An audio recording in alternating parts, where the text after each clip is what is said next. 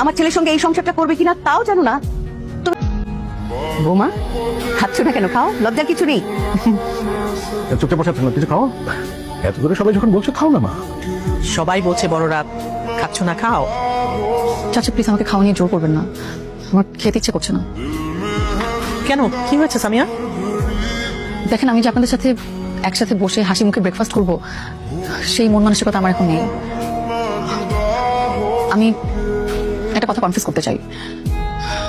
সত্যি কথা বলতে আমার একটা রিলেশনশিপ ছিল, কিন্তু আমার পরিবারের চাপে আমি ওই মানুষটাকে ছেড়ে নিজের ইচ্ছার বিরুদ্ধে এই বিয়েটা করতে বাধ্য হই। আমি আসলে এখন পর্যন্ত মানুষটাকে ভুলতে পারিনি। আমি জানি না আমি আপনাদের সাথে অ্যাডজাস্ট করতে পারবো কিনা, কিংবা আমি সংসারটা করতে পারবো কিনা। আমার একটু সময় লাগবে, প্লিজ আমাকে একটু সময় দিন। সরি। কি আশ্চর্য বৌমা, তুমি এসব কি বলছো? তোমার বিয়ের আগে একটা রিলেশন ছিল, তুমি ওই ছেলেকে ভুলতে পারছো না। তো আমার ছেলের জীবনটা পুরোটাই অনিশ্চিতের মধ্যে ফেলে দিলে। এটা কি করলে? আমি কিভাবে আপনার ছেলের জীবন অনিশ্চয়তার মধ্যে ফেলে দিলাম? উল্টো আমিও তো একটা সম্পর্ক ছেড়ে আপনাদের সংসারে চলে আসলাম।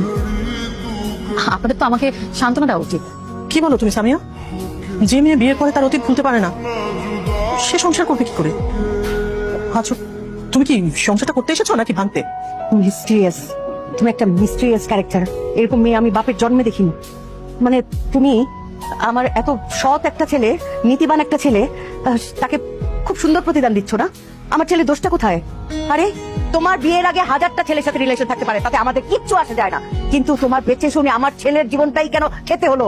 ও একদিকে নতুন বিয়ে আর একদিকে পুরনো প্রেমী, তুমি কি আসলে দুইটা টিকে রাখতে চাচ্ছ একসাথে? আপনারা এগুলো কি বলছেন আমাকে? আপনারা আমাকে ভুল বুঝতেছেন। দেখেন আমি চাইলে মিথ্যা অভিনয় করে আপনাদের সবার বিশ্বাস জিতে নিতে পারতাম, কিন্তু আমি তো সেটা করিনি। আমি মিথ্যা কথা বলতে পারি না, আর আমি চাই নাই যে একটা মিথ্যা অভিনয় দিয়ে একটা সংসার শুরু। সরি। দেখো, সত্যি বললেই মহান হওয়া যায় না। কি একটা অবস্থা! কালকে দেখা যাবে যে সকালে ওই ছেলে নিচে বসে ওয়েট করতেছে, ছবি পাঠাচ্ছে, ভিডিও পাঠাচ্ছে। এটা আমাদের প্রেস্টিজে কোথায় যাবে ফ্যামিলি বুঝতে পেরেছো তুমি? সবাই প্লিজ, একটা মানুষের পাস্ট রিলেশনশিপ থাকতেই পারে, তাই বলে কি সে অপরাধী? তাকে কাঠ করে দাঁড় করে দিতে হবে? সামিয়া যদি বিয়ের দিন পালিয়ে যেত তখন কি হতো? তখন আমাদের মান সম্মান কোথায় যেত? সে তো সেটা করেনি। পরিবারের কথা চিন্তা করে, সবকিছু চিন্তা করে, মান সম্মানের কথা চিন্তা করে সে তো তার পাস্ট রিলেশনশিপ ছেড়ে এই বিয়েটা করেছে, তার লাইফটা স্যাক্রিফাইস করেছে। সেটাও তো দেখা উচিত। আমি জানি এই বিষয়টা নিয়ে বাসায় কোনো কথা। প্লিজ, আমি অফিসে যাচ্ছি।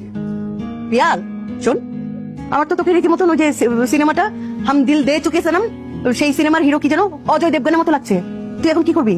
বউ নিয়ে কি তার বয়ফ্রেন্ডের খোঁজে খোঁজে ঘুরে বেড়াবি?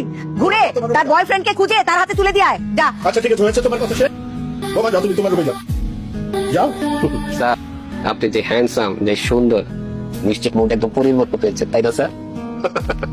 জি, ঠিক বলেছেন। আর বউ যে আপনাকে কি ভালোবাসা বাসবে স্যার, কত কত বউরা কি যে ভালোবাসে স্যার। সেটা আমি শুরুতেই বুঝতে পেরেছি, কি পরিমাণ ভালোবাসবে আমাকে। তাই না স্যার? Experience sir, experience. এই যে দেখুন কিছুক্ষণ পর আপনাকে ফোন দিবে, ফোন দিয়ে বলবে, জান পৌঁছে গেছো, জান তুমি কি খেয়েছো, জান আমাকে কি মিস করছো? স্যার ওই যে ফোন দিয়ে অভিজ্ঞতা স্যার, অভিজ্ঞতা। হ্যালো, দেখেছেন আপনার মা, চাচা, চাচি সবাই আমার সাথে কেমন খারাপ ব্যবহার করলো? দয়া করে বিষয়টা একটু দেখবেন। আমি দেখছি।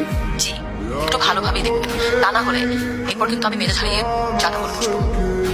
আমি বললাম তো আমি দেখছি। স্যার আস্তে আস্তে শুরু হয়ে গেল বউ শাশুড়ির সেই চিরাচরিত যুদ্ধ। এই যুদ্ধ মোকাবেলা করতে করতে স্যার আজকে সকালে নাস্তাই করতে পারি স্যার। লিমন সাহেব, জানতো রুমে যান, প্রজেক্ট রেডি করুন।